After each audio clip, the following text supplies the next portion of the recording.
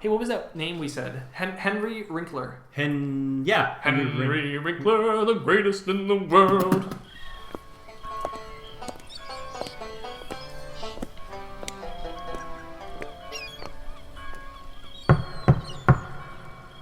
Who goes there?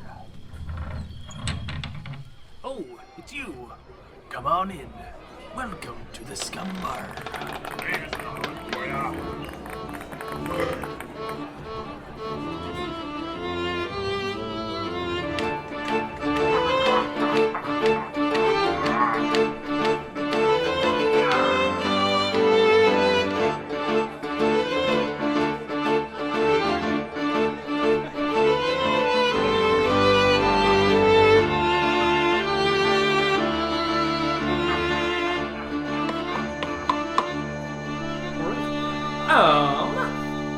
Hey, welcome to the Scumm Bar Podcast, where we talk movies, video games, pop culture, Video games? and everything in between. Alright. Everything in between. I'm your host, Mattbrush. Today, I've got my co-host, the fairly but extremely but misinterpreted, handsome Anth0z. Hi. I wasn't sure where you were going with that. But It's a compliment. it's me. Hey. How you doing today? I think I'm doing. Gobble gobble, it's Thanksgiving. Well, it's not actually, but it's soon. Gobble gobble. Gobble gobble gobble gobble gobble. Cool. That's a pigeon, I guess. Yeah. Do you have any plans for Thanksgiving? Probably Oh, yeah. Actually, we've already set some plans. Gonna be getting together with my girlfriend's friends. They're also my friends too. We are a dodgeball team as well. We do things together. I'm not arguing with you. Yeah, so we'll have a Thanksgiving dinner, and I actually usually combine Thanksgiving dinner with my parents too, because their birthdays are around the same time. Oh, okay. So like they're actually born a week apart in October. Whoa. And it's usually very close to Thanksgiving, so we'll combine it. What a thankful month. Yes, very thankful for everything thankful related. Well, that's good. That's right. It's a little bit earlier this year. And actually, for that matter, we're talking about Canadian Thanksgiving because we are from Canada. Yep. So our Thanksgiving is obviously a little bit earlier than the Americano Yep. one. Yeah, the coffee people. The coffee peeps. Americano, that's a coffee, right? Yeah, it is. Americano? Yeah, it's a drink. Yeah. Yeah. I think there's a Canadiano. I think I saw that somewhere. Is there? I was gonna make a really stupid stereotype, but why would I say that about Canadians? Is there maple syrup in it? Do they pat it down with beaver tails? Are Starbucks made in igloos? In Canada? In Canada? Anyway, I'm done. Sorry.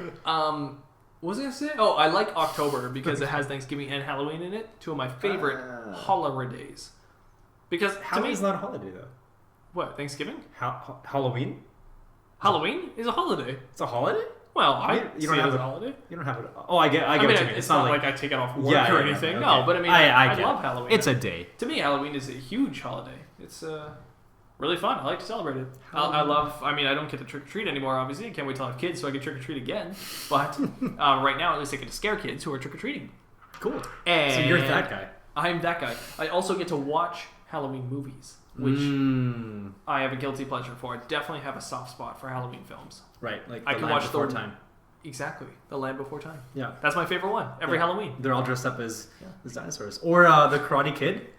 That's another good one. Yeah. I always wanted. Sorry, I'm already going off on a tangent, but like, I really wanted to dress up. Did you watch the original Karate Kid? Yes, I did. So when he goes to the party and he's dressed up as a shower, I really wanted to go as the shower. It just seemed like such a cool costume. my I don't know why. God. Anyway, sorry. Go ahead. That's interesting though. I never thought about that. Yeah. Huh. We'll get into a Halloween talk when it's Halloween. But yeah, Yeah, no, okay. so for Thanksgiving though, I do like the holiday. We'll It's a dress good up holiday. as turkeys. turkeys. Yeah. We're dressed up as turkeys right now.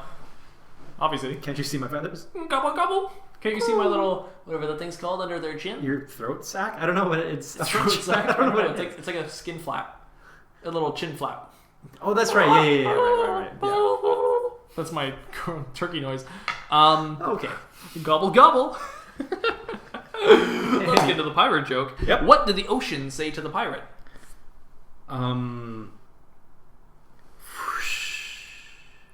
Nothing. It just waved. Okay. I wasn't sure if you were joking But like It's a joke. But like not the actual joke you intended. But okay. No, that is the answer. Nothing. It just waved. It's pretty good, yeah. Thank you. No problem. I mean, technically you were right. Theoretically, you were right. All right, what are we drinking? What we be drinking? I answered last time. You tell me. What are we drinking? This one is... Oh, it's called... Rogue. It's Rogue. Rogue. And it's... Should I turn? No, it's... Okay, I got it. Should I turn the bottle? The beer... I was gonna gargle it, but I was scared I was gonna spill. Ooh. Whoa, that's That's weird. What is Gonna that? grab the bottle. Does that have like a fermented lemon flavor in it? That's a weird one. All right, Dead Guy Ale by Rogue. Dead Guy Ale is a Maibach? M-A-I-B-O-C-K? M-A-I-B-O-C-K. Maibach style ale with a robust malt profile and a sweetness that is balanced by the liberal use of bittering hops. Liberal. It's political. Let's not talk about it. Sorry. Ye old news. All right, yeah, on to it. McLean, have you heard about this? No. Why didn't you tell me? There is a prequel, half sequel movie for the Die Hard series Cool. called McLean. Oh, I get it. Okay, so I actually never watched the Die Hard movies. Oh, really? Is his name McLean? Oh, that's more interesting than the fact that there's a prequel sequel coming out called Yeah. McLean. All right. Well, yeah, no. So his name is John McClane in the movies. Okay. So I don't know if you know that like Die Hard 1 was really good. It's a very good film. Yeah. And then 2, 3, and I think 4 and 5 and 6 and all. It's just kind of really cashed in on it. Yeah. I know that's really common for 80s films, but for Die Hard especially, the first one was the best, and the rest have just been milquetoast. They've just been a lot worse. And Die Hard was the one that people say is a Christmas movie? Is this the Yeah, a lot of people kind of joke for that. Okay. It's like a Christmas movie because it takes place during Christmas. Yeah, well, so does a lot of things, but that doesn't necessarily make them Christmas movies. Okay. You can watch it at Christmas, obviously, if you want. You know, nobody's judging what you watch during Christmas time. You watch whatever the hell you want. But Die Hard does take place during Christmas. Wait, so how many are there right now? I think, well, this is the sixth one. This is the Wow. sixth one coming out. I know, I was kind of shocked. I only know 1, 2, and 3. I never saw the rest. Yeah. I just talked to people. But, So, do you remember what they're all Bruce Willis, and he plays Yeah. John McClane in every single one of them. I think Okay. he has a son in one, and for some reason I think he has a son in another one, and Okay. a daughter in it, or maybe it's a daughter's boyfriend or something. Okay. Anyways, so this new one though, they're gonna do half prequel, half sequel. So it's kind of the Looper effect, where you're gonna have Bruce Willis as the older one, and then probably some other actor playing the younger one. Joseph Gordon-Levitt. Yeah, maybe they should just have JGL in it. Maybe, why not? That's so interesting. Have there been any other movies that did half prequel, half and half? sequel? That No, sounds so but I guess interesting. Looper is kind of the best example of that, because especially since it uses. No, but that's like a standalone movie, right? That's not like it's a prequel or sequel to. No, you're right. I anything mean, like, else. it's not like Terminator did a prequel that had a young Arnold.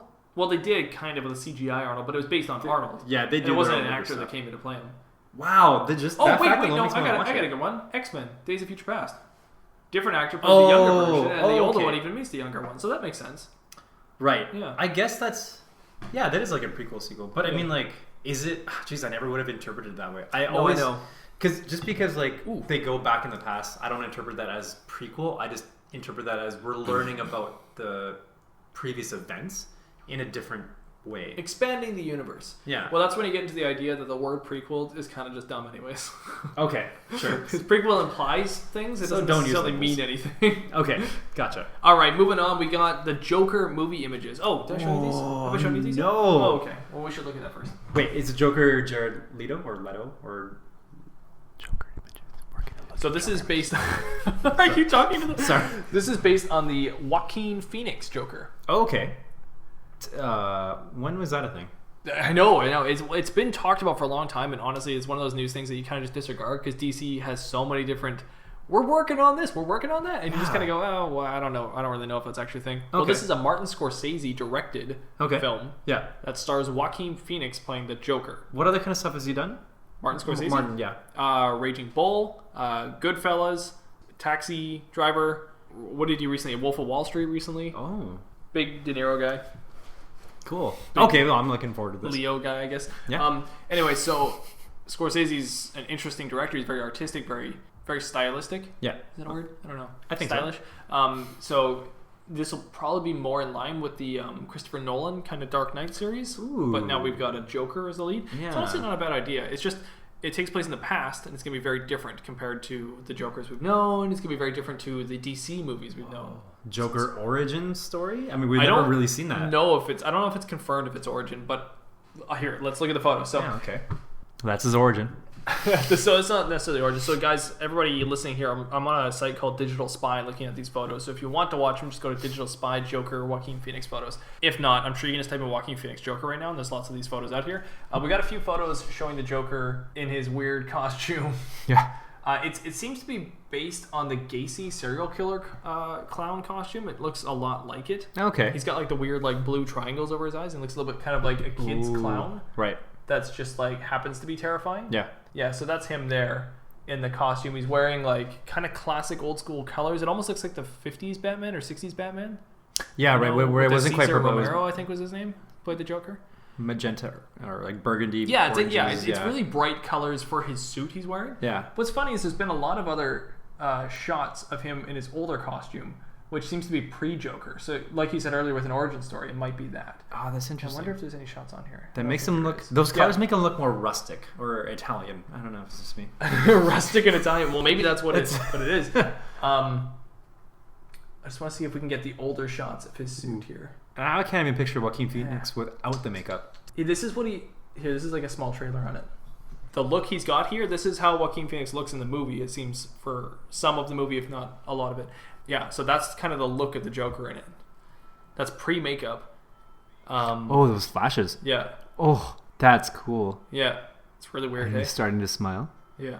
So a lot of people are saying it's kind of a weird mixture between like the old, or a few Jokers maybe, but a lot of people are saying the old school 60s Joker, I said earlier, mixed with like the Christopher Nolan Joker. The Heath Ledger one. It's got flashes of that, obviously. Yeah. I think the hair really seems like the Heath Ledger Joker, but that makeup's very unique, very different. It's a really weird take on it. It seems more grounded, much more like a realistic version of the Joker. Like I said, they're going for like the... Wonder what realistic Joker really means, though. But well, yeah, okay. But there was a real serial killer who dressed as a clown and killed people. Right. It almost seems... And his makeup seems inspired by it, so it almost seems like they're going for a grounded version of that. Okay. But that being said, it's the Joker.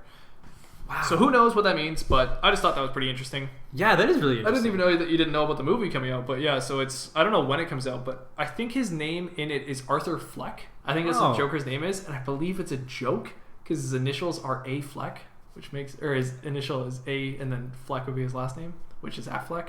Ben Affleck, who plays Batman. I get it. I think that's the joke they're going for. It's that really has to weird, though, because I also don't know if Ben Affleck's going to continue on as Batman, so... Interesting.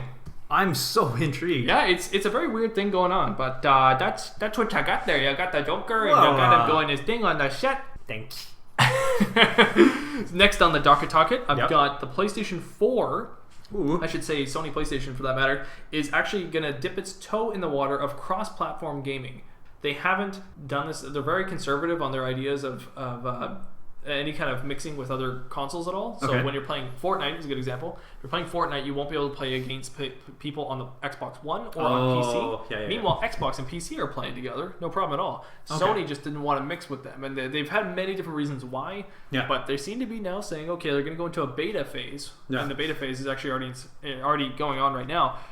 They're in a beta phase where you can play with the other players and stuff in this cross-platform. So they're testing it out, seeing how it's going to go, and if it's good, they're going to continue on and go on with it forward. So that'll leak into other games like Minecraft can now finally be cross-platform for all consoles instead of all except for PlayStation, which it is right now. And yeah, so I think that's really good for Sony. So that's really interesting. I hope it goes well. This is a move Sony's doing that they're normally behind the times in some of this kind of like online sort of place, and they seem to be finally listening to people and maybe correcting and doing it. So we'll see. Well, I can see why Microsoft or Xbox and then PC would make sense for automatically cross-platforming, because Xbox, Microsoft, the whole it's already pretty much a computer. Well, I mean, not to say that the PS4 or any PlayStation consoles aren't, but I think that's a good move for PlayStation or for Sony. Just considering that I can only see it opening up or expanding their demographic, expanding their reach. If more people know that, say they've already got the PlayStation, but they didn't want to play Fortnite because they couldn't play with anybody else, like any of their friends that had it on PC or Xbox already, but now they can. Right? Yeah. So yeah, I think it's a good move. Yeah, I think That's so a good too. It was really obvious though. Unfortunately, it's an obvious move that's taken them forever to finally do. So Yeah. I'm glad that though. It's better to be late than never. Sure. Hey, you got news? I do have news. So I'm actually really excited for these because like I've been wanting to. Actually, this was announced maybe sometime half a year ago that Adidas was doing a collaboration with Dragon Ball Z. I think did I mention this in a previous episode? I don't know. You did. Anyway, Last week maybe? yeah. So yeah, they're basing some of their designs on a few characters. So they're going to be released in waves. So the first wave, September 29th, was the Goku and Frieza shoes.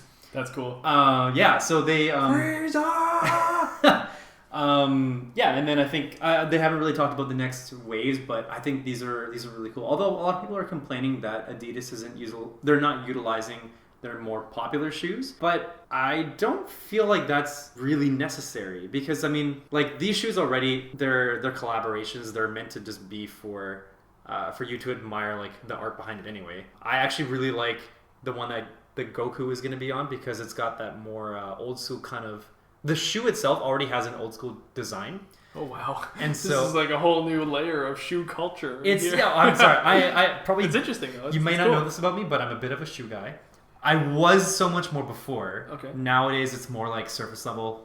But this really piqued my interest. Okay. Yeah. So when I saw the designs for these, like I instantly wanted all of them, except some of them are ugly, but I kind of want them anyway, just because of the collaboration, and I really like Dragon Ball Z.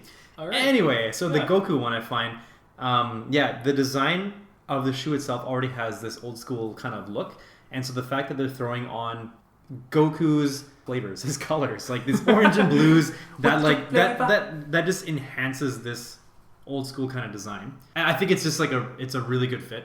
Anyway, so something that they're If the shoe fits. zing alley-oop.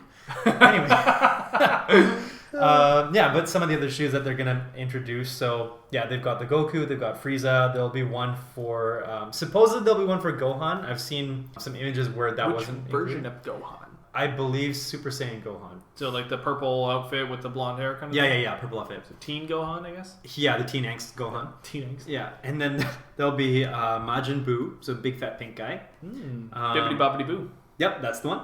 Yeah. Did they get it from him? No, anyway, so. Well, there's Bibbidi and then Bobbidi, the wizards, and then Boo. Yeah, that must be it. And then there will be Vegeta and Vegeta! Shenron Shenron! and Cell. So, Yeah, exactly. So he's the only one that sounds like a president. He's- Hello, Goku. He also walks like a president. Does he? I'm So- not sure if that's a finger. Anyways, yeah, I'm looking forward to these collaborations. The artwork, well, the designs they've already released, how they're gonna look. I think some of them look really cool. And yeah. What's your least favorite one? Ooh, my 5 seconds. 5. Majin Buu. What's your most favorite one? Goku. No, wait. No, Shenron. Wait. 5. Goku. 4. 3. No, I can't. 2. Goron. Gohan is your favorite No, one, Goron. and Majin Buu is your least favorite one. That's it. Locked in. Oh, Forever. I said Goron, but okay. Goron. I tried to combine Goku and Shenron because I really like both colorways. They're both really beautiful. Yeah. You can't pick both. You gotta pick one, and you already did. It was Gohan. Okay, Goku. Okay, I'm sticking with Goku. Okay. Goku. Um, Goku. That's all we got for news. We're gonna go into answers of the day. Answers of the day. What you got for me today? An answer. Mentos fresh. What? Mentos fresh. It's like I don't know what the words are, but the riff that you were singing just reminded me of the Mentos. Mentos. Thing. Is Mentos still a thing? Yeah. I don't know. I would assume so. Probably. I don't The answer is probably. okay. All right. Answers of the day. So the previous question we had on last week's podcast was if you could turn any book or piece of writing or adaptation, as we found out, Yeah, some sort of into a written work. movie, which piece of writing would it be and why? No, not actually why. We just did the which one. Well, it's probably Yeah, a few it was of them just to kinda choose why. one, and then that's it. There was Yes. no reasoning behind it. If you could turn any piece of writing into a movie, which one would it be? Yeah. And we heard you loud and clear. There was quite a few answers for this, actually. Yeah. This one seemed... I asked... Normally, maybe some people have answers, some people don't or whatnot, but this one was, like, pretty popular, actually. A lot of people had answers for this, so... First one here, I'll take here. So this is Rats on the Walls by H.P. Lovecraft. My friend had suggested this one because Rats on the Walls is a short story by H.P. Lovecraft. He does all short stories. They're horror stories. But a very good short story by H.P. Lovecraft. If you're entry level into any of his works, this is a really good one to start off on. And it's a miracle, bad miracle, I don't know what you call that, a travesty possibly, that it's never been turned into any kind of film adaptation. There's lots of fan-made ones online, but no actual real works. So let's make it happen, Captain. Cool. That sounds interesting. You go ahead. All right. So the first one I've got here, it's called The Curious Cadaver by Hiroko Minagawa. So I should preface that this was actually, it's originally written in Japanese. Mm-hmm. I believe it has been translated into English, but it's not actually published yet. But it, let's see, set in the 18th century London. And it is about, sorry, my phone is making weird gestures at me. So, right, mystery set in 18th century London. When partially dissected corpses start appearing in Dr. Barton's anatomy classroom, it's up to him and his students to find out who is responsible and stop them. Sounds kind of like a creepy Japanese... Wait, what is he a teacher of? Biology? Anatomy classroom. Yeah. So that's a perfect... so this is what the inner part of the brain looks... Oh! Hey, kids, perfect! Hey, look over here. Great timing! Actually, can you turn a little bit, please? Oh, perfect! Yeah, kids, Yeah. so this is what it... You can see it bulging. Yeah. Yeah. No, So it's a comedy, actually. Interesting. That's that could be really freaky. I'd like to see that. I think so too. Actually, I find Japanese stories and Korean scarier.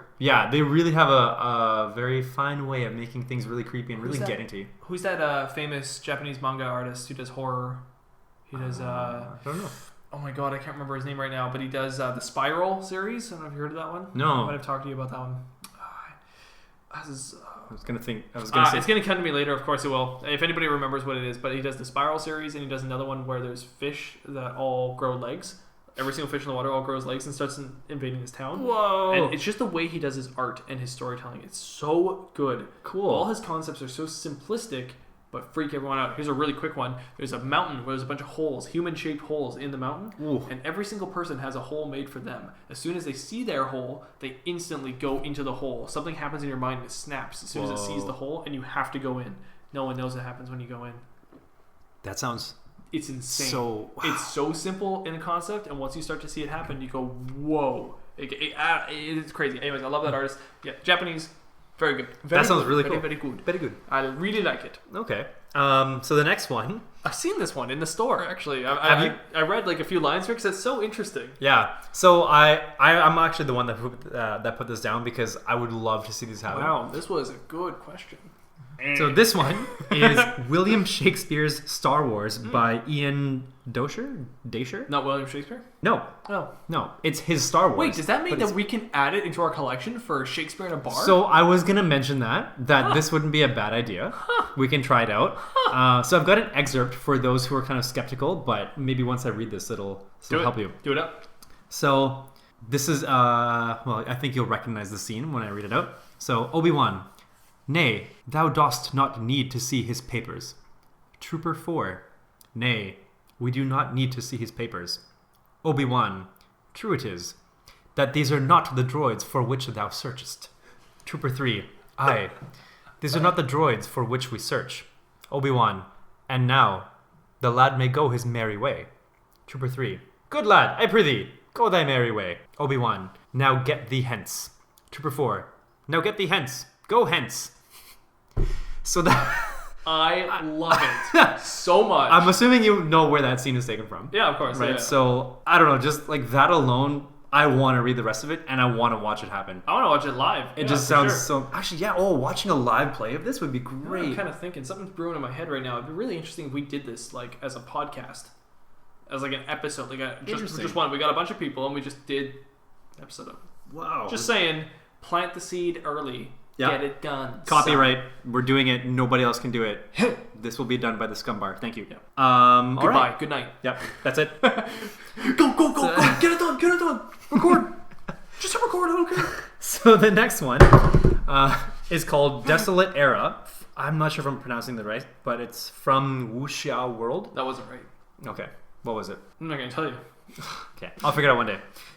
So these are online novels. How do digital novels? Web novels. That's the word. It's a web novel. Like Slenderman? Slenderman, isn't that a game? It's creepypasta. It was created by the internet.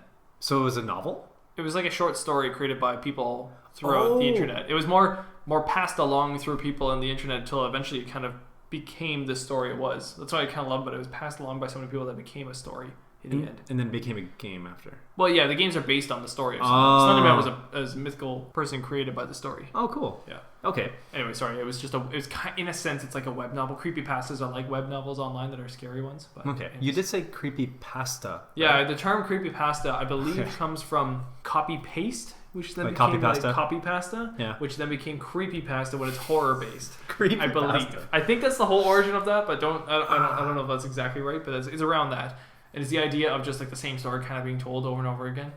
And then creepypasta is very similar to that. It's just like, oh, here's a story. Oh, that was really interesting. Somebody kind of takes that same concept and uses it very similar in a different way. It makes it kind of scary. It's like campfire tales all around. So I'm just going to put this out there. Yeah. When we do our Halloween episode, I'm expecting you to tell me a creepypasta recipe. I will tell you a creepypasta recipe, and it's going to be the creepiest you've ever ate. We're going to try it. Okay, so anyway, Desolate Era on Wuxia World, so web novel.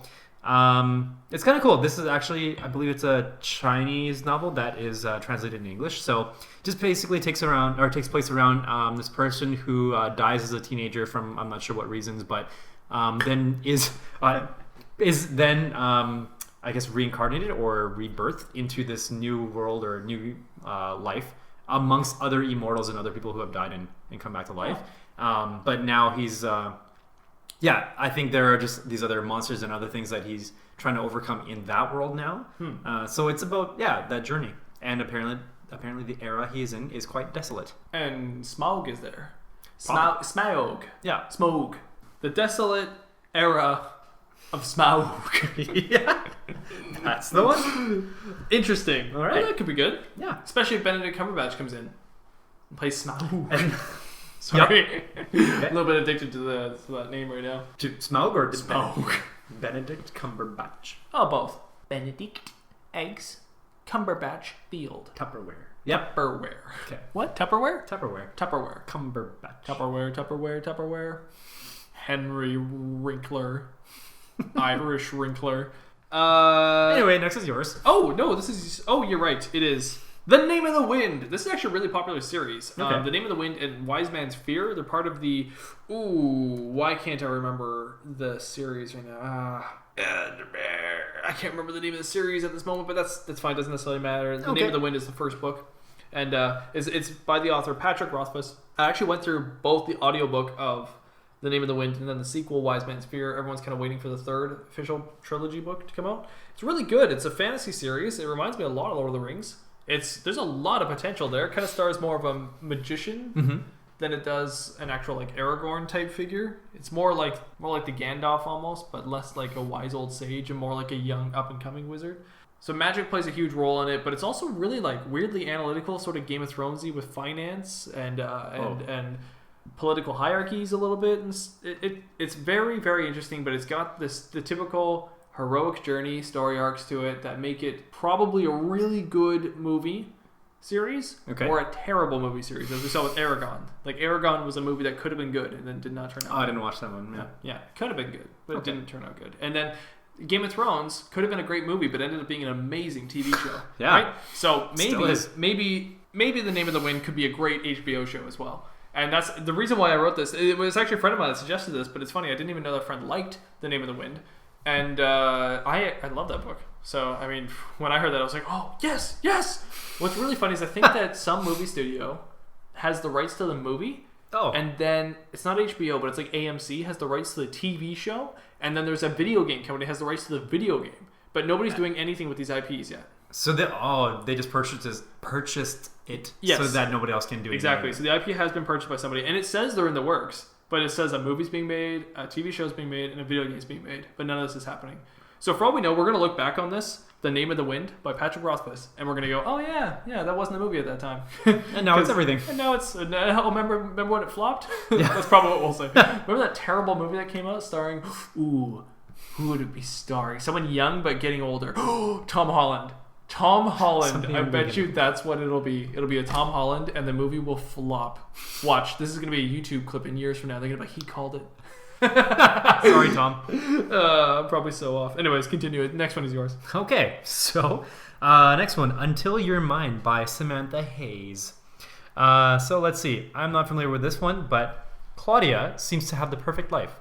Heavily pregnant with a much-wanted first baby, she has a ready-made family in the form of 2 small stepsons, a loving husband, and a beautiful home. But she is also committed to her full-time job as a social worker. So when Zoe arrives to help her, it seems like the answer to a prayer. Except that, despite Zoe's recommendations as a nanny, there's something about her that Claudia does not trust. Dun, dun, dun. And when she finds Zoe in her bedroom, going through her clothes and reading her papers, Claudia's initial anxiety turns to fear. Meanwhile, vicious attacks on pregnant women are taking place, and Claudia becomes acutely aware of just how vulnerable she is. I'm thinking Emma Stone. Interesting. I don't know why, but I just saw her in that role. Wait, And as you said it, I was like more and more like, yeah, Emma Stone. As Claudia or Zoe? The main chick. I can't remember the names right now. Okay, the so pregnant one. Claudia is a pregnant one. Yeah, Yeah. Claudia. So who's Zoe? Blake Lively. Zoe Deschanel. Oh, okay. Who are you saying? Blake Lively? Blake Lively. That would work. Or Zoe, yeah, Zoe Deschanel or Zoe Kravitz. Ooh, or Jennifer Lawrence. Or Zoe Lawrence. Zoe Kravitz. Is that what you said? I did not say that. But you try. Sandra Bullock. Michelle Obama. Anyway. Okay, so the last one we got, this is actually a play. So this one's called Red Light Winter by Adam Rapp. It's totally familiar but Adam. dreamlike at the same time. Observes one American of Amsterdam's notorious red light district in the stunning new work from Adam Rapp. Let's see. Escaping their lives in Manhattan, former college buddies Matt and Davis take off to the Netherlands and find themselves thrown into a bizarre love triangle with a beautiful young prostitute named Christina, played by Christina Aguilera. No, I'm just kidding. But the romance they find in Europe is eventually overshadowed by the truth they discover at home. Written with an unflinching poetic beauty, Red Light Winter is a play of sexual intrigue that explores the myriad and misguided ways we seek to fill the empty spaces inside us. So I actually looked this up, and this is already in development to become a movie. Supposedly, unless some producer or whatever has just like bought the name for it so that nobody else can do it. But otherwise, if this is going to be a movie, now the listener who wanted this to be a movie got their wish. Well, whatever floats your boat, and I'm not trying to push any buttons here, but that was the least interesting out of them all, to me. Okay. I'm not saying it's bad, Yeah. but I'm just saying if I had to objectively compare it to the rest on this list, Yeah. I found that one not my cup of tea. Could be the synopsis, because I think it's already a play, like, it's a play that has been already adapted on stage and everything like that, so I love plays, so I mean, like, we're not making fun of plays at all. Yeah. Just saying the story is not something I would care about. Maybe you should just play it. Play what? Oh, it's a play. It's a play. Play on words there, friendo. Was it really, though?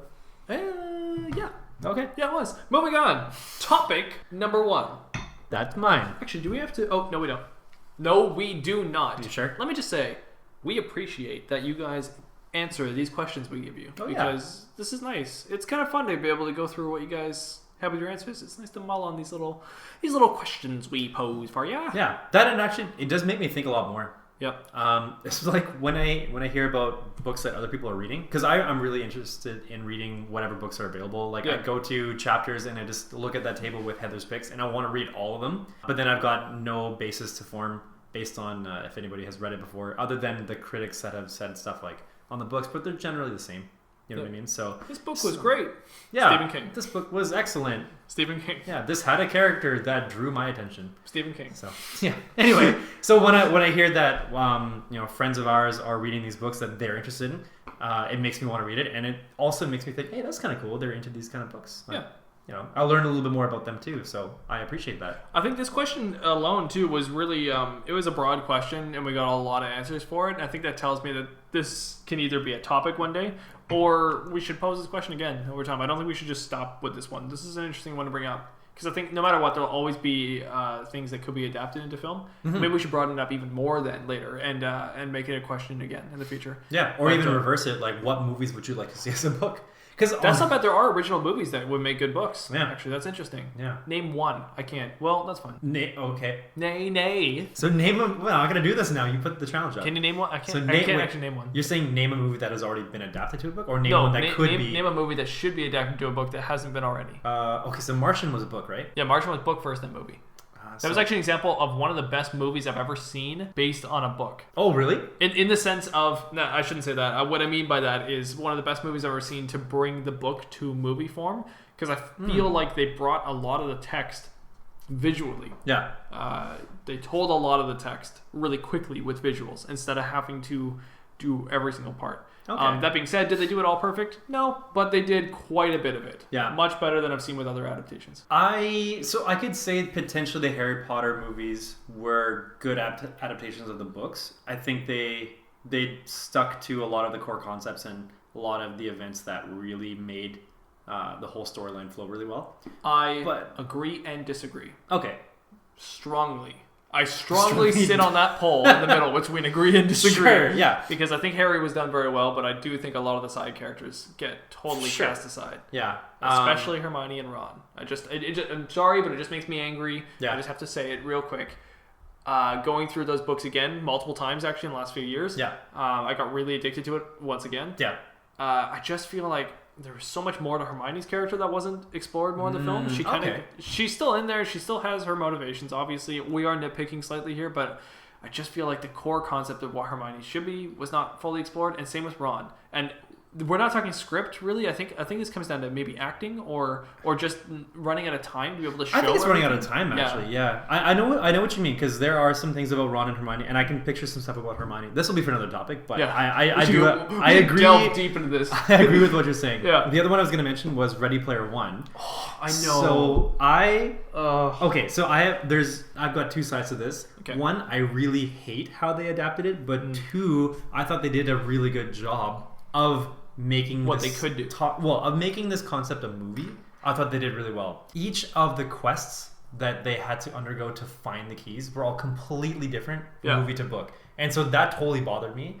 But watching it all unfold, I thought that was actually really enjoyable to watch. Even if it wasn't the way the book had originally intended, the way that they developed the movie version of it, I just thought was, if I could separate them both, I thought the movie did really well in just portraying their own quest and portraying their own characterizations of everything. I thought they did really well. I'd agree with that actually quite a bit. I watched the movie and I have to admit I was disappointed when I left the theater, but not disappointed in the movie. Just disappointed that I didn't get to see what I had read on screen. Yeah. But I mean, we'd even talked about this quite a bit before seeing the film, and we were, because you and I really liked that movie or that book. Yeah. And so going to go see it, I was really expecting quite a few of the scenes from the book, and there was a few of them that I was like, they're not going to be able to do it, and it's not in the trailers, and I just don't think it's going to happen, and it just didn't happen. And I was like, well, yeah, okay. But I was shocked on some of the stuff they did cut too, which I think could have been included. But man, maybe a better show. I think you know what's funny? When I get emotional about some of these things, I go home and I think about the structure of how the show would have gone. Mm-hmm. And I remember I was talking to my girlfriend at the time, and I wrote the first 3 episodes. Not wrote. I shouldn't say wrote, but I mean, like I structured out how the first 3 episodes would go. Yeah. Based on what we saw in the movie, and I was like, they needed to slow right down. And I was talking about the structure, and I was like, oh, this has happened, and this is the ending of the first episode that would get people interested for the next one because it opened up the world to this and to that. And then I was getting all into it because they did a good movie did a good job adapting that book to what would be a movie, but the heart of the story was not necessarily there. Yeah. I understand. But yeah, so that would be an example of not necessarily where I can't say there's the bottom of the pedigree and the top is The Martian. Yeah. In my opinion. I thought of a movie that could be turned into a book. Yep. 3 billboards out of Ebbing, Missouri. Is that what it's called? Oh, is that the Academy Award film from like last year? Yeah. 3 billboards in a Milwaukee. What did you say? Missouri, but Missouri. Yeah. So did you watch the movie? No. Oh, okay. So I just recently watched that, and that was a good movie. Yeah. And I'm thinking that the reason why I feel that could be adapted really well is because what I like in books is that there are a lot of details into, especially in the minds of the characters, that you don't get a chance to get accustomed with in a movie because you're so busy seeing how they interact and stuff. You don't actually hear their thoughts, right? You're right. That's the biggest challenge. You're right. The inner thoughts of the characters don't get shown. Game of Thrones is a very good example of not being able to see what they're thinking, but visually. Yeah. You know visually exactly what each character is thinking because the acting is so good in that show and they have a lot of visual direction to show you what they're thinking. Yeah. But if you read the book, you'll see the exact same scene played out exactly how it was in the show, but now you get to know, like, you get to, oh, that was what they were thinking. Yeah. Almost every time. Sometimes it varies a little bit, but you're right. Yeah. So sorry, back on your movie. Well, anyway, so the reasoning behind the main character's motivation was because her daughter was raped and murdered. They in the movie they showed a flashback of her having a conversation with her daughter, and so you're pretty much left with that one interaction. I think there was just the one interaction. So that one interaction to get accustomed to their relationship.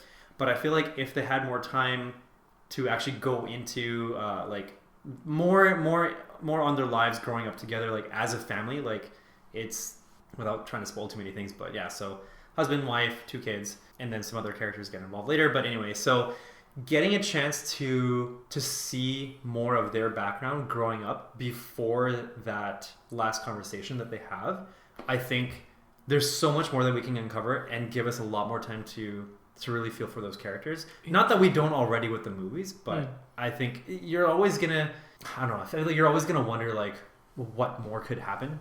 You're talking about expanding the universe, Anth0z. Yeah. And another example of expanding the universe, Ghostbusters, could be a great book series.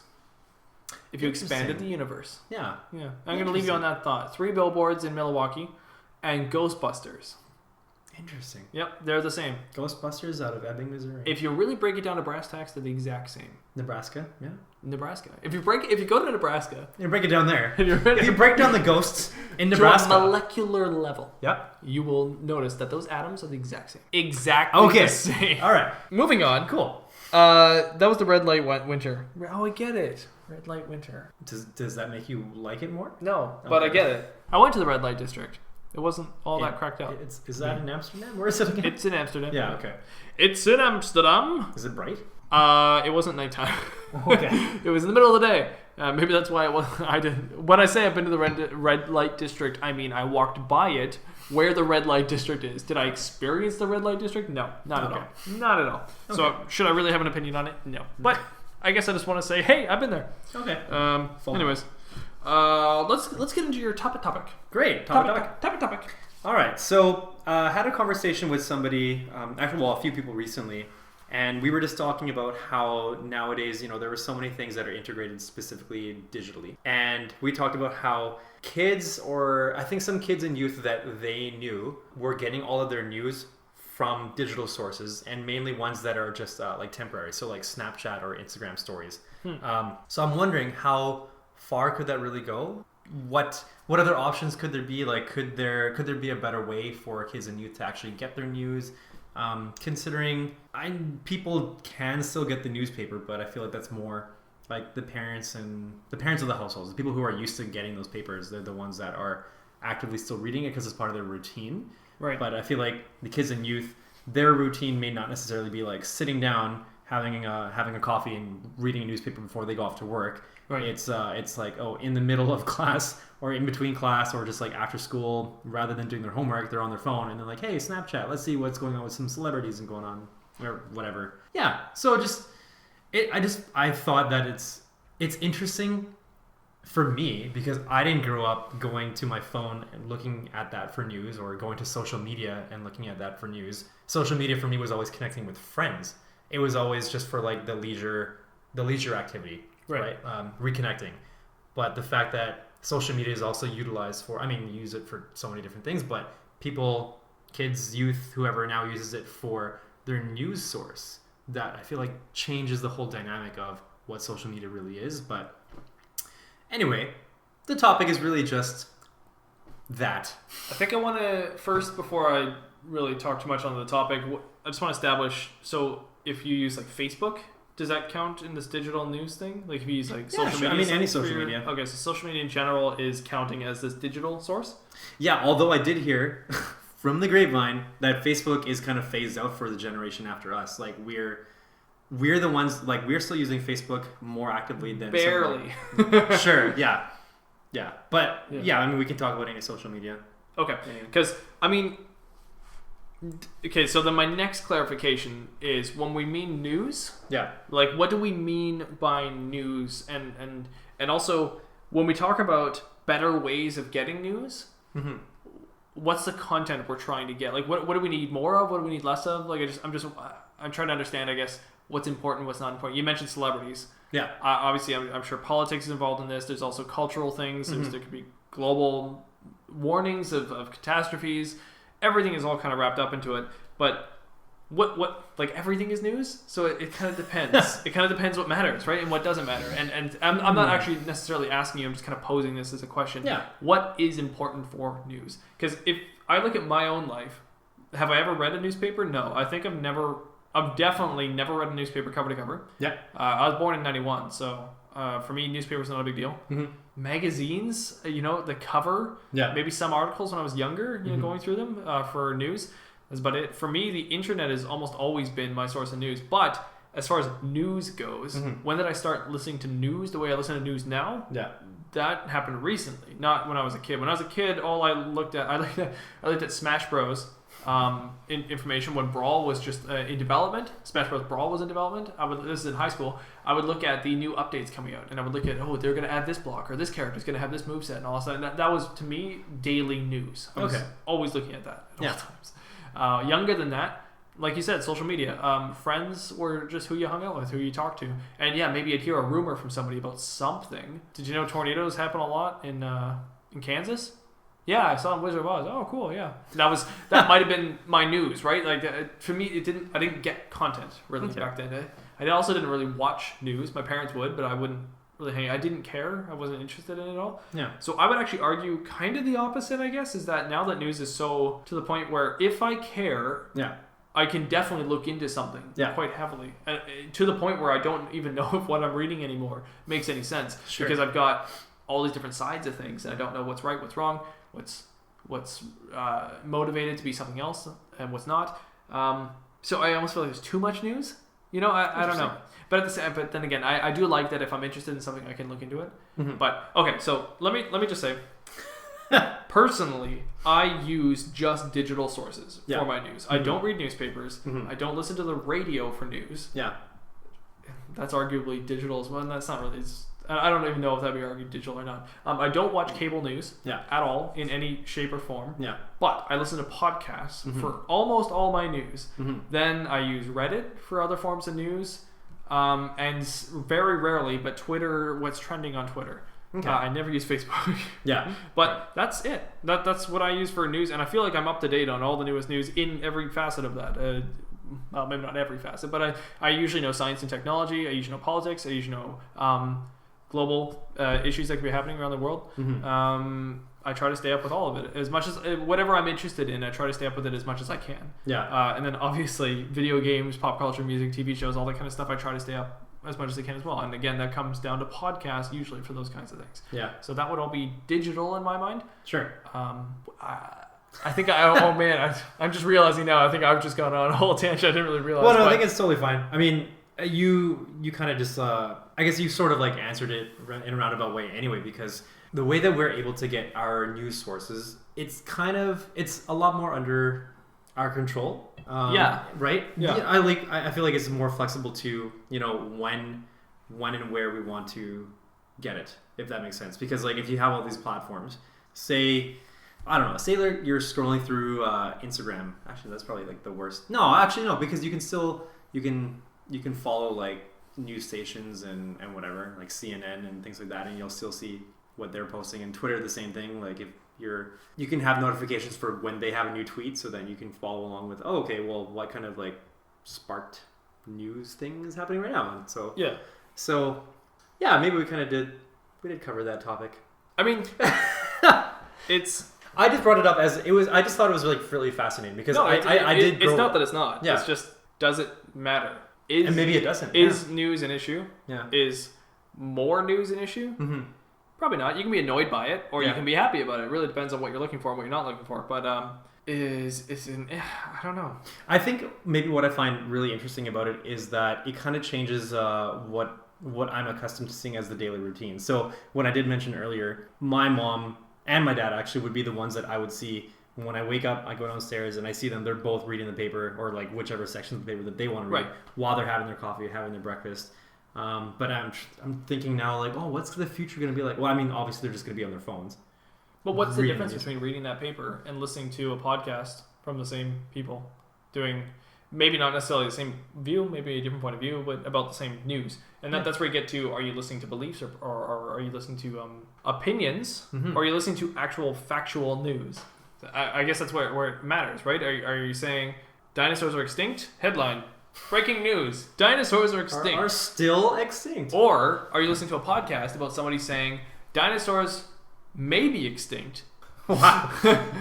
Which almost sounds like a real headline that would happen these days. But but can't wait to read that. or watch or whatever listen to. But really, that was actually a really bad example because that was an opinion piece versus like a factual piece, and then I used two different media forms. And this is why it's confusing. So media is everywhere. Digital media is everywhere.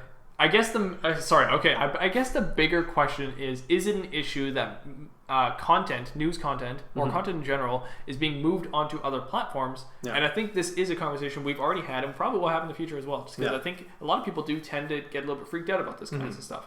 And I think the opinion that you don't need to worry because we just look to the past to look ahead. Your parents are still using newspapers, so we will probably still be using the platforms we're using while our kids are using some new platforms, right? And does it really change? Are your parents weirdos because they're using newspapers and you're getting your news from a different source? Probably not. Yeah. It's probably about the same. It's about balance, because if you want to know something, you will find it if it's available. Yeah. And as far as right now goes, everything is available. Yeah, so, everything is quite accessible. Yes. Yeah.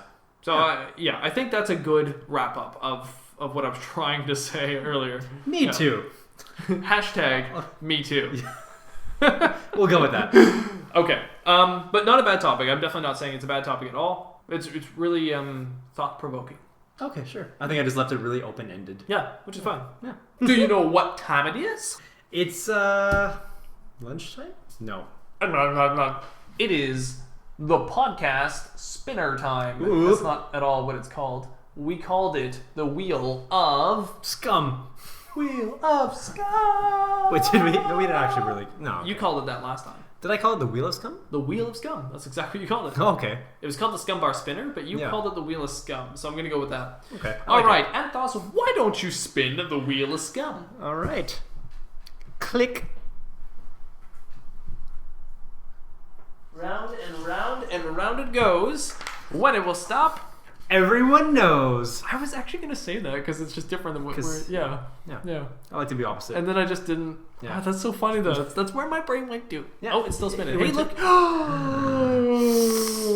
I can't read. It's too dark. Impress the governor's daughter. Oh. That's what you got. Impress the governor's daughter. You know this. You're no fool. Oh, this is the Who Wants to Be a Millionaire one. You've been here before. That's the one. Hey, guess what? You know what? Shoot. You made a request last time, and I followed through. You got yourself... the questions. Oh, you're only reading the top half. Thank you. Scum Millionaire. Who wants to be a Scum Millionaire? Great. Yes. So I have the answer key with me. Yes, I do. And you have the questions. Okay. So let's go. We're only doing questions 1, 2, 3. This is soft. Yeah. Here you go. All right. Question number 1. Ringo Starr narrates which children's television show? Is it A, Thomas the Tank Engine, B, Theodore the Tugboat, C, Bob the Builder, or D, Little Howie's House? Ringo Starr. What does his voice even sound like? What's Little Howie's House? I can't tell you. Ringo It's a show that's narrated by... does Theodore the Tugboat even have a... Yes, it does. Ringo Starr. Okay. Little Howie's House. Is that your final answer? Yes. You are incorrect, sir. Man. How is this to know this? The governor's daughter is not impressed. Oh, she shouldn't She's looking at you going, you're a pirate scum. I don't know why she's saying the Star Wars terminology there, but apparently we're the rebels in the Imperial base. Anyways, what I find really funny about these questions, just to say, is that I only knew the answer, so I had to make up the multiple choice. Oh, okay, right. Which makes it even better, because then I know that I made the multiple choice. The real answer, which I actually knew, surprisingly enough, because of my childhood, Thomas the Tank Engine. He narrated Thomas the Tank Engine. Wow. He took it over or no, either he did it first, then George Carlin came in afterwards, or George Carlin did it first, then he came in afterwards. Whoa. Yeah, it's very interesting. He plays the Sir Topham Hatt or whatever, or the Mr. Top Hat or whatever. There's in the Thomas series. Oh yeah, yeah. Theodore the Tugboat. I threw that in as something I knew. I didn't actually think you were going to know that show. So I used to watch Theodore the Tugboat all the time. Bob the Builder obviously is a no. And Little Howie's house is Howie Mandel. He does this voice of Little Howie. Little Howie. And it never was a TV show. Wait. Actually. I think it was just a video games PC series that I used to play called Little Howie's Math Adventure and Little Howie's Great Word Adventure, I believe. Wait, what's the cartoon with Howie Mandel? Oh, sorry. Maybe it is based on a cartoon. I've never seen the cartoon. I've only ever played the PC games. I didn't know it was actually a real show. Yeah, there's a cartoon where Howie Mandel is the voice actor of the father, and then Little Howie. That's probably that's Howie Mandel. So okay, yeah. So he looks like Stewie from Family Guy. He's got like this big head, from what I remember, and he rides a tricycle in the theme song, in the opening theme. I don't know about that. Pretty sure. Little Howie is a bear, or is he a bear? Little Howie's like a character. Maybe he's not a bear. I think he's a bear with a hat. It's got an H on it, I think. He's got Stinky is his skunk pal, so he must be a bear. Interesting. Little Howie's house. Search it up. It's really good.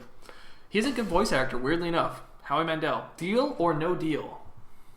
Oh, it's Bobby, not Howie. Not.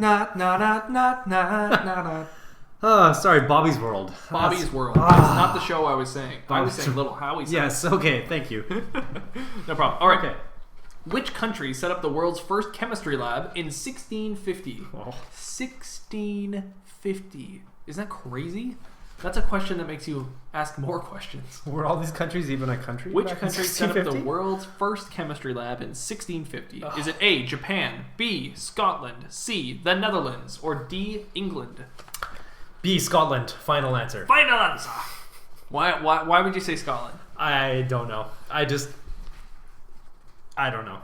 Okay, so part of my reasoning is that there's Scotland and Netherlands, and I thought you must have thrown one of those in just to throw me off.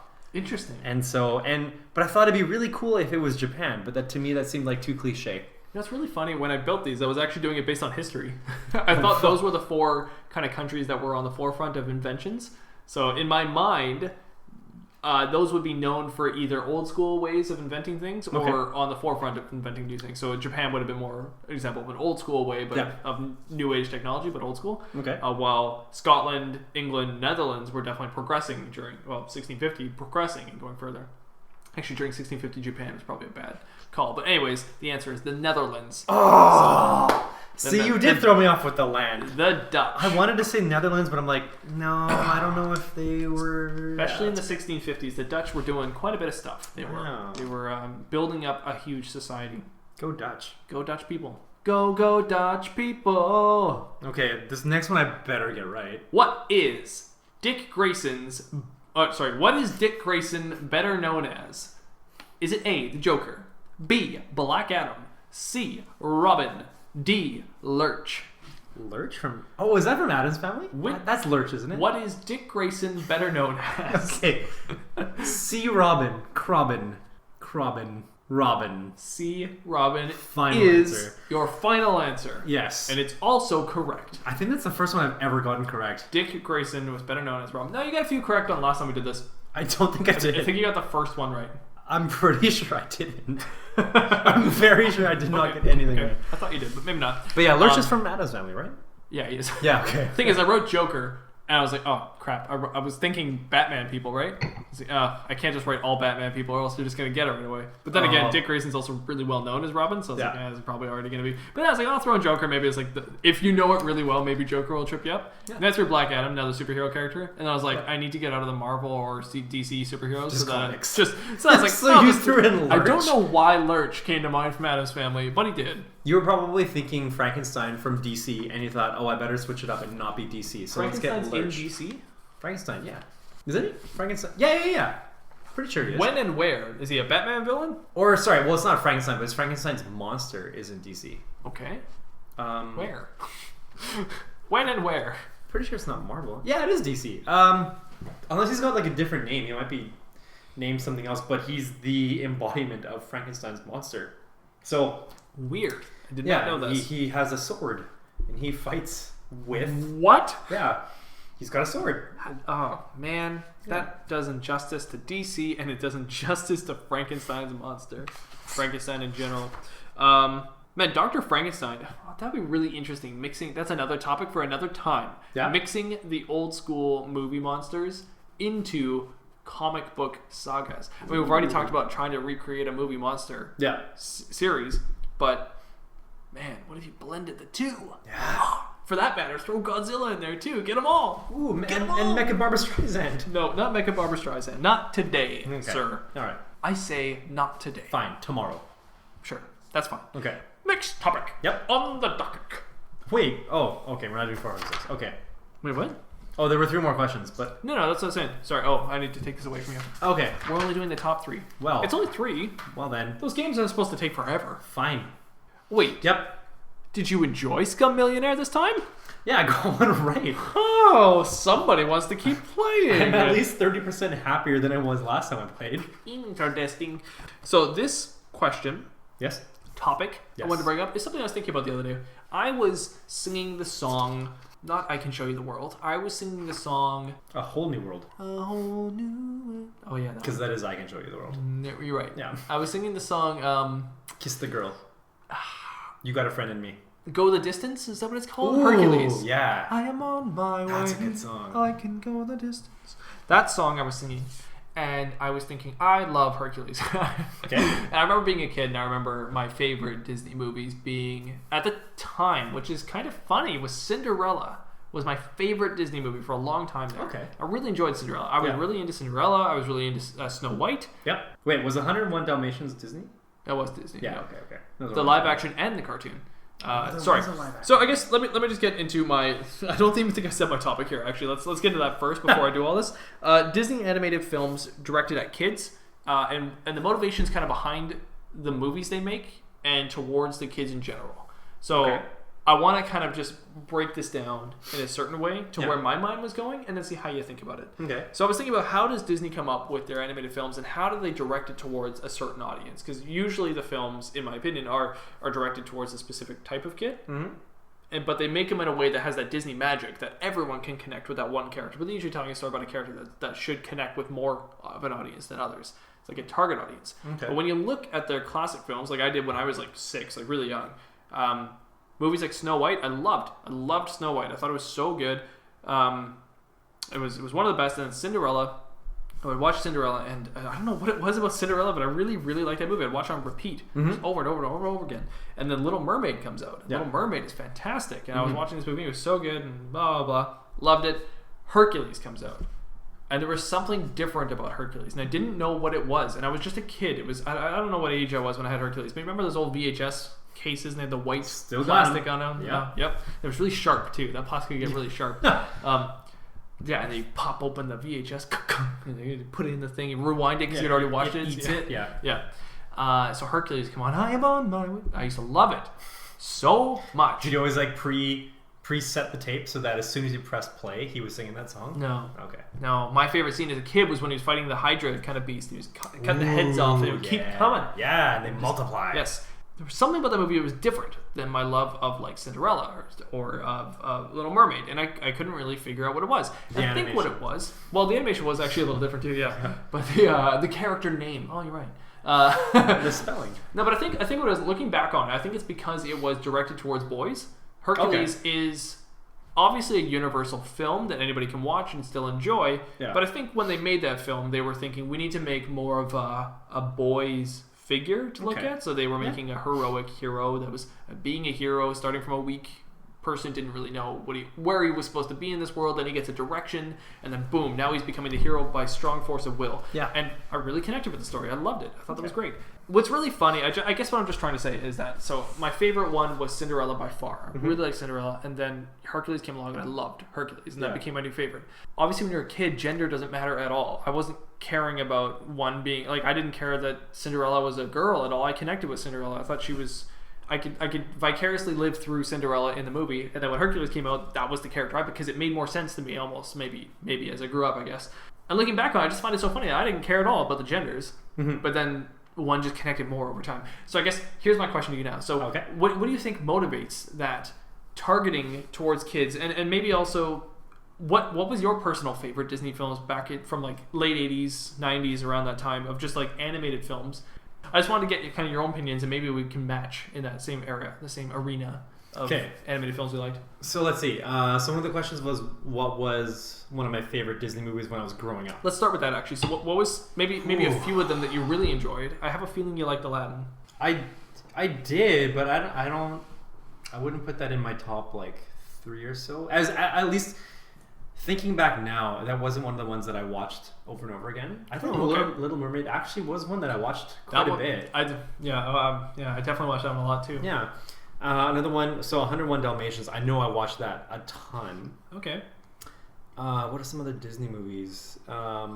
It's hard for me to think about them now, because when I think Disney, I think more towards like the 3D animated ones. I know. I watched so many of the cartoon ones. I know, and I'm mainly only specifically picking these animated ones before the 3D animation ones, just because that was the time when I was a kid and I was really enjoying Disney and getting into it all, right? So yeah, that's mainly why I'm picking that era. Right. Well, I know I did like Lion King, but I'm sure there were some that I was watching way more before Lion King came out. Right. But yeah, I can for sure think Little Mermaid and 101 Dalmatians. I watched those like all the time. Wow, that's interesting. I never thought about Lion King, but that's another one that I would feel, again, anyone can watch the movie, anyone can enjoy it. It doesn't really matter if you're a boy or a girl, but it's just, I think maybe it does connect maybe more with boys, because it is more about kind of like adulthood, but becoming the king. Right. Like it was more male. It was male oriented, right? But that doesn't. Like, but I mean, Lion King's one of the most popular ones, obviously. So I mean, it doesn't really matter. But I guess that's kind of also my question is. It's just that there is clear intent for male and female. You look at something like Frozen today is very female oriented. Yeah, I love Frozen. I thought it was great. Yeah, but it's very female oriented. Mm-hmm. And I look back when it was like Little Mermaid, and I was like, oh, was that female oriented, or was that just a movie that started female? Yeah. And I was like, why can't I see a clear difference between Frozen and something like Little Mermaid, or especially Snow White back from like the 60s? Why does Snow White not seem like it's made for girls as much as it was just a movie? Well, Frozen seems like it's made for girls. Or if I look at the new Wreck-It Ralph, it looks like it's made for girls, I would say. Oh, the new Wreck-It Ralph. Yeah, sorry, the new Wreck-It Ralph. Yeah. I think it's because we're older and more jaded. Is that what it is? Like, and that could be all, like, maybe that is. But is that what it is? I'm kind of joking, but I'm half not, because when we were kids, like, we knew what we knew. Yeah. And that's very minimal to what we know now, to what we've been exposed to based on our environment that we've grown up in. So, because I, like you, when I was watching those movies as I was a kid, I didn't think I didn't think, oh, like, this movie is meant for girls. Yeah. I thought of it like, oh, it's a movie. It's a cartoon. There's people. They're doing stuff. Like, I'm sure, like, I knew a little bit more than that. Like, I probably knew a bit of, like, the plot. But as a kid, like, I just enjoyed watching it because I enjoyed watching it, and that's all it was for me. Right. I know, actually, I really like Lady and the Tramp. I remember watching that. I was going to say Lady and the Tramp. That was one of my favorites as well. Yeah. And that one was really good. But, okay, so do you remember when Mulan came out? Was that before or after Hercules? I do remember Mulan coming out. That was after. I would say it's after Hercules. It uses CGI effects just like Hercules does. Yeah. Hercules is one of the first, though, to use the CGI effects. And that's why some of them are a little bit jarring. Okay. Especially the Hydra fight, actually. You can look back on it now. It's not bad looking. It's just you can tell instantly when they started to use that computer graphic effect in it. Yeah, that's right. And Mulan does as well, but they use it in a much more interesting way where it's just sort of like background. It's ambient almost. Yeah. But I think Mulan was right after Hercules. So the reason why I bring up Mulan is because when you said you were differentiating really easily between the movies that were geared towards females versus, like, girls versus boys. Yeah. Well, the Disney princess has always been a big thing, but the Disney prince has never really been a thing. Right. They were kind of just like the supplement to the princess in the princess movie. Right? And in Frozen, there's almost a twist on that. Yeah. Interesting. So with Mulan, it's a female main character, female protagonist. Yep. But I think even the cover has does it not have like a sword that's like reflecting her female and like boy and girl, like right? So I wonder, that almost seems like that was meant to really finally draw that line between just getting boys or girls, but like, let's get both. That's a really good point. Yeah. Because Mulan was like, the movie was full of like action and kind of stuff like that, right? And it's a really yeah. So I would assume that at the time when they were making that movie, that it was more boyish to watch a movie that was more action filled. and more girlish. So I'm using air quotes because I using the voice. Yeah, because at this point, like boyish and girlish, like I find they're, I don't know, it's really hard to justify what is really boyish and what is girlish because everything is just, based on the individual. So yeah, Mulan, I found it seemed like that could have been a really good mixture of both because she went through this whole identity thing, didn't she, in the movie, where she's trying to find her place as a woman, but it's not working out, and so she disguises herself as a male to get into the war because she wants to be able to show everybody that she can fight for herself, kind of thing. And right. maybe women back then, or at least portrayed in that movie, they weren't able to fend for themselves. They were the ones that were just meant to look pretty on the side or just be royalty. Or I don't remember the whole movie it's completely, funny. But yeah, I wonder if maybe that movie was maybe a turning point for when they said let's not gear ourselves towards just boys or just girls, and let's see if we can break that barrier and get both in. But maybe it could have been just that movie. I'm curious if these conversations happened back then. Did somebody come out at the time when Mulan was releasing and somebody say, oh, this is just them saying we don't have... she's Chinese or Japanese? Chinese. She's Chinese? Oh, okay. Actually, sorry. You know what? I assume she's Chinese, but... I don't know. Oh, I can't think... I believe it's ancient China, right? Yeah, they were fighting against Mongolians. Yeah, it's got to be Chinese then. Yeah. Well, yeah, the yeah. Chinese were the ones at war with Mongolia, so that makes sense. And it's not like Attila the Hun, is it? I can't remember who it is. They were the Huns. So they were the Huns. I can't remember if the main ones were I don't think it's Attila the Hun, but I think it's just the Huns. Yeah. That makes sense. Yeah. So I wonder if there conversations like this back then where people were just like, oh, we don't have a Chinese princess yet. We need a Chinese princess. And like, so then they're like, well, let's make a Chinese princess, right? And then this Chinese movie comes out. Yeah. Were there people out there being like, typical Disney, they need a Chinese princess? Like, was that the conversation back then? Or was, like, it seems weird. I was there, and I can tell you that, yes. I was wondering, though. It's just a weird kind of thing to bring up. It's just sort of like, did people bring that up, or do people not care? I just feel like maybe they didn't care, but we were young, so it's hard to know. I bet, I don't know, their marketing team, or somebody involved in writing the story and just the development of it, they must have had a conversation related to that, right? Yeah. Because I don't think there were many movies before that where they really reached into cultures other than... Well, some of the princesses seemed very similar, right? I mean, you look at Sleeping Beauty and Snow White. Yeah. Well, actually, they don't look similar at all. Sleeping Beauty and Cinderella look But similar. they're not of cultures that are... I mean, they... No, they were Scandinavian or some kind of European descent, right? And that was all it really was they didn't necessarily care where they were from. Mm-hmm. Little Mermaids, when maybe they started caring and changing it up. Atlantis! Yeah. Fictional places. Lion King. They're just lions in Yeah. Africa. Yeah. I guess it's interesting you brought up age. I don't want to dwell on it too much, but it's interesting you brought up age because I think that might be the best answer there. Right there is age. I think age might be the biggest thing. Instead of anything else, instead of identifying it, it doesn't have to be race, it doesn't have to be gender, it doesn't be any of those reactionary terms at all. It probably is just age at the end of the day. Because if I look at it, when I was really young, I was into the popular Disney films at the time. Snow White came out in the 60s. I was watching it in 95. Mm-hmm. Little Mermaid, I can't remember when The Little Mermaid came out, but I was watching it definitely, and I was into that. And I was into Cinderella quite a bit. And then when Hercules came out, I would have been a little bit older. Mm-hmm. I really enjoyed Hercules. And I wonder if it's because I was getting older, I was getting maybe more boyish, more aggressive, more like physical, and like play fights with my friends, stuff like that, sticks and fighting, all that. Hercules was right up my alley. Yeah.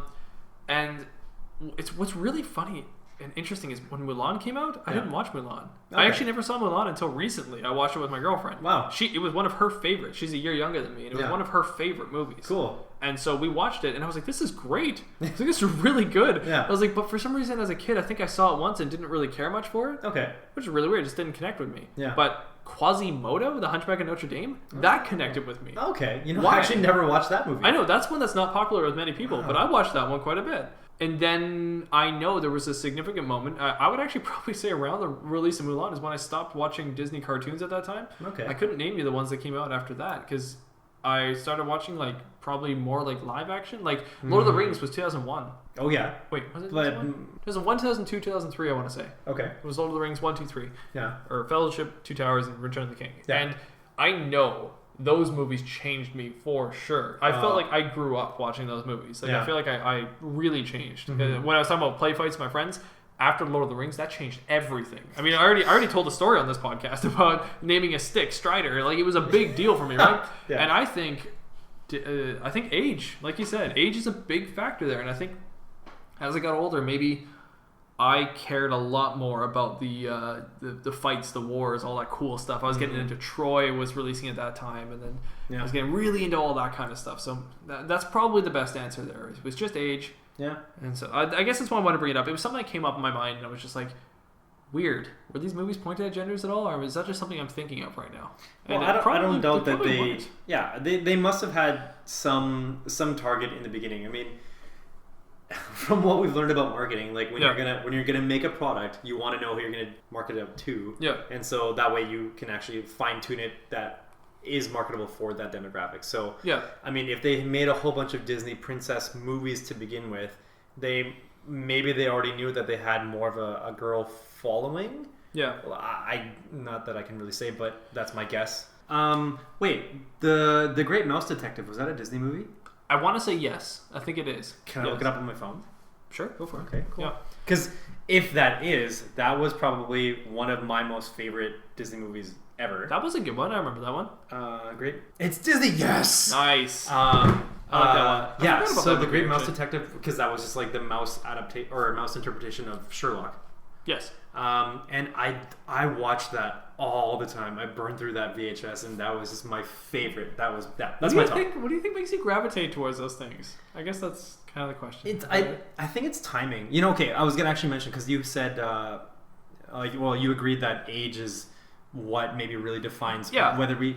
But I'm more reflecting than anything. Sure. Here. I mean, these are just kind of like reflecting on childhood is really all it is. Yeah, but I think it's age combined with timing, because like as you're growing up, as you go through whatever environments that you're surrounded by, whatever it is that you are really connected with at the time, there's probably a higher chance that if there's some sort of movie that portrays that or connects to that idea, you're going to connect with that more so too, right? So I don't know, maybe at the time I was really into mice, maybe I was really into mysteries. I don't know what it was, but Great Mouse Detective was just, that was my movie, and I think now that I realize it, that was my favorite Disney movie ever growing up. Yeah. Well, I can honestly say mine was Hercules. Yours was The Great Mouse Detective. Yeah. You know the training sequence in Hercules? Where like he's going through that training sequence, Danny DeVito's playing the little... Oh yeah, the little almost Minotaur Phil. kind of thing. It's playing Phil. And Phil's got him going through the whole training sequence, and he fails at first, and he keeps failing, and then he gets better and better and better, and then Hercules, the hero. He's skinny at first, right? Yeah, he's skinny, and he gets bigger and bigger and bigger. Yeah. During that whole sequence, I put it on repeat. Well, actually, I don't think we had repeat on the VHS. I think I had to keep rewinding. Yeah. But I would actually get up off the chair and like fight. Yeah. As he's doing it. I do the actions with him, duck when he has to duck. Yeah. And that's how you know you love that movie. There's the sharks that come up and he punched the sharks out. Oh man. Anyways, yes. So it's just funny looking back. Your favorite Disney ones. Yeah. Yeah. That's the best answer of timing. Yeah. It could be. Have you ever actually gone back to currently, like as an adult, knowing what you know now, trying to watch all of those movies that you watched as a kid, and then seeing how differently you take it? I did watch Hercules recently as an example, and there's parts of it that I'm like, why was this interesting to me? Like for one, the Hydra where he's cutting off all the heads, and I was watching, I was like, this is it's not hard to watch, but it's just not, it didn't have the same effect at all. Yeah. Meanwhile, the musical part, I am on my way, that part meant so much more to me now, and I was like, oh, I love this scene, right? Yeah. As a kid, I remember almost wanting to skip it, maybe not almost wanting to skip it, but but you weren't as a so kid, much it into the didn't musical. affect me the same, right? Yeah. Yeah. And this one, I was emotionally invested. I was like, whoa, great songs. Good, nice. Yeah. So I guess, it's funny when you look back on it, it has a different effect on you. It affects you in different ways. That actually kind of happens with the whole father-son aspect in movies to me now. Okay. I get much more emotional now to father-son things in movies than I think I did when I was younger. I'm not even a dad or anything yet, but I think it's just that it's been on my mind so much that it starts to affect me quite a bit more. And it's like, when I see a father-son thing in even just a comedy, it gets me. Like, I bet you if I watched Fresh Prince of Bel-Air, and I watched Uncle Phil and him, what's his name? Will Smith? Will Smith? Okay. What's his name of Fresh Prince? Fresh Prince. Well, he is Will. Will what? What's his last name? Banks? No, not Banks. No, isn't he Smith? Is he Smith? Is it Will Smith? Do they ever actually... I don't know. Yeah. It doesn't really matter. Regardless, I bet you I could get really emotional watching a Phil and Will scene. Just them talking. Just because even the most basic conversations, it would hit me on some kind of meta emotional level, I'm sure. All I'm thinking about... Actually, this ties into what I was just going to say. Okay. And this is related to how you were talking... Like, your topic was about movies directed towards male or female. So... For some reason, I don't really know this, and I did grow up watching these Disney princess movies, so I would watch, female main characters. But for as long as I can remember, I've been so much more connected with the male characters that they have a higher chance of making me cry than a female lead. I'd agree with that. Yes. So, and I don't know why that is, but it's probably relatability. It probably is. So Will Smith, I think he's never failed to make me cry when he's going through some sort of like emotional event. It happened like several times. In Bright. Fresh Prince. I haven't watched Bright. Just kidding. But I don't even like. I'm sure he made me tear up a little bit in iRobot as well. I don't think there were too many emotional. You're tearing up right now. Or I Am Legend. I'm pretty sure I teared up a little bit in that. Yeah, he's good in that. So anyway, him, and now that you mentioned Will and Will and Phil. Yeah, Will and Phil. I'm remembering that scene, and it was the episode where Will's dad came back into his life, and he was trying to re-assimilate himself into it.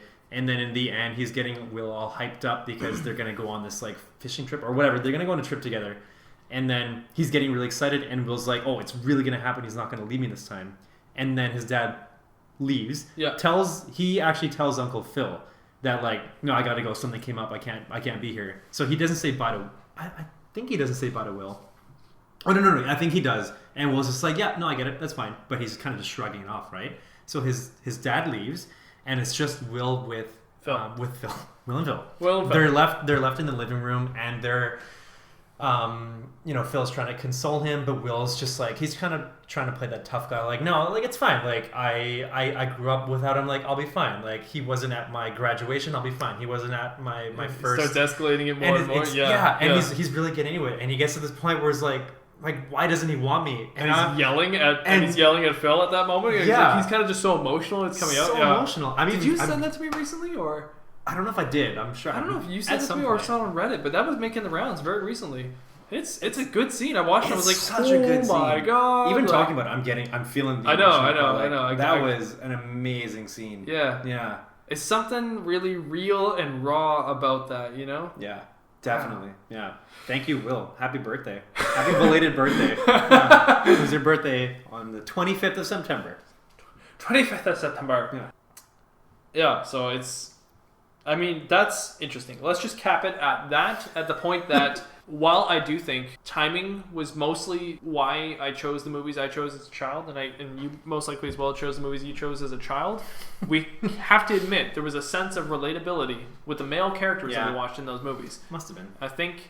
I think that happened there, but I also think a lot of that was just charged by the timing I was in.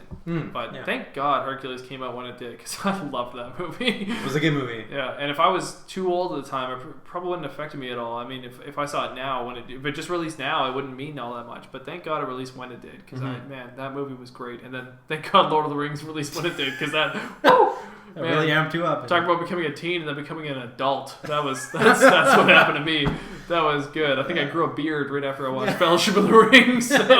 Your hair was just trying to trickle out as the theme started. Yeah, I got hair on my feet. Yeah, got little hobbit feet. You became a hobbit. All right. Well, that was the topic. Great. Thank you for indulging me on that. And thus, thank you. Question of the day. Did we come up with a question we want to ask our audience? Hey, I don't know how you feel about this, but since we were just talking about that, maybe what was our fans' favorite kids film, or what was that one movie that made them watch it over and over and over again when you were a kid? I like that.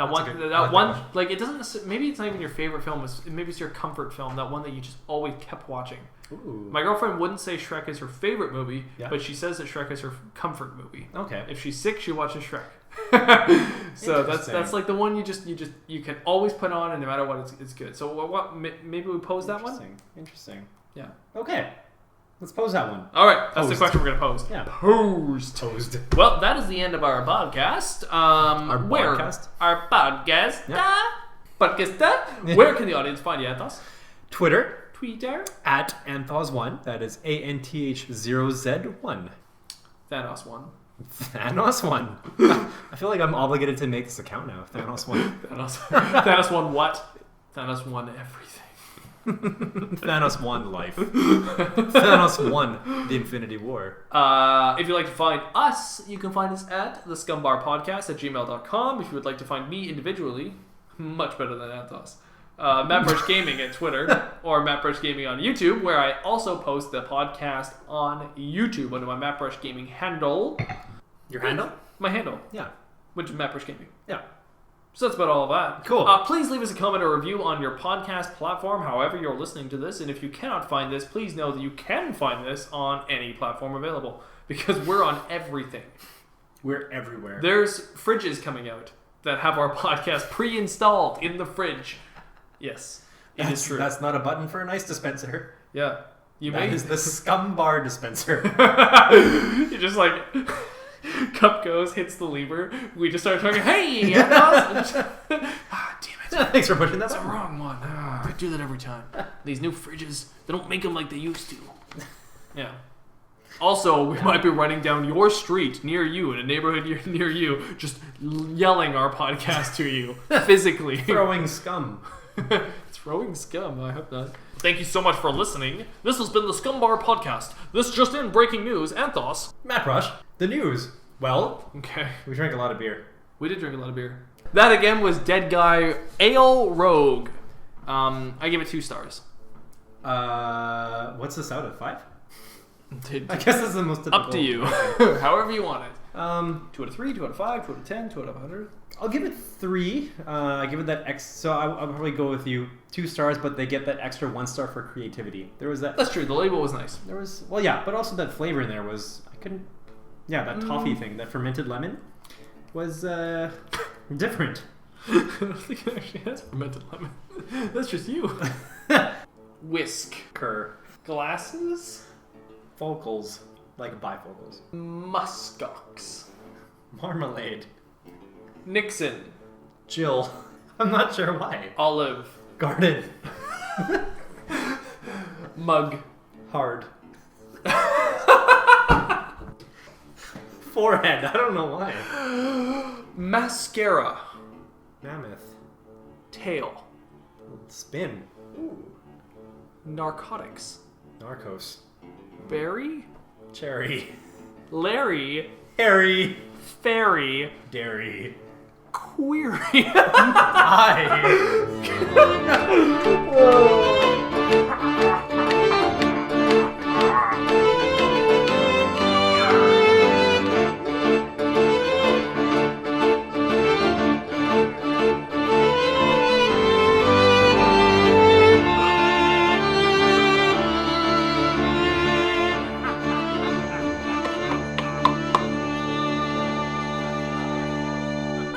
You?